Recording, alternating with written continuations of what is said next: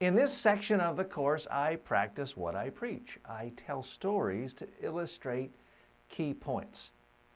Now, there are a lot of stories here. In each story, each video you're going to see, there's only one idea I'm trying to convey. I'd recommend that you look at the title carefully, look at the point I'm trying to convey. If you feel like you've already got the point or you don't care about it, don't watch it. Not everyone wants to see every single story in your life about what happened to you, and I realize not all of you want to see every single story that's happened to me. These are all of the most interesting stories, at least to me, that have happened throughout my career that I think are relevant to people who are trying to communicate more effectively. Now, I'm not just rambling on and on about my life and telling you fun, interesting things that happened to me. All of these stories are about a point that I think are going to be important, interesting, or useful to people who are trying to build their communication skills.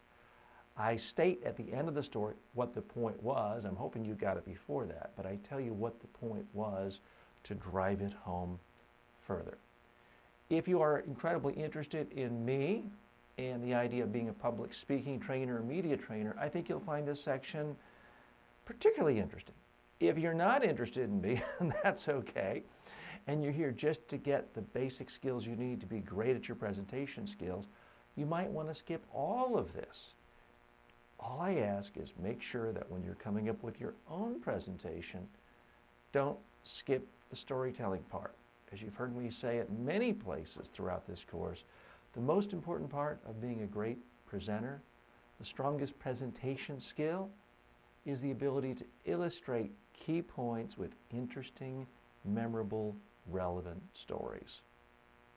So let's hop in. If you're going to join me, go to the next video. If you want to go to the whole next section, I'm not offended. Be my guest.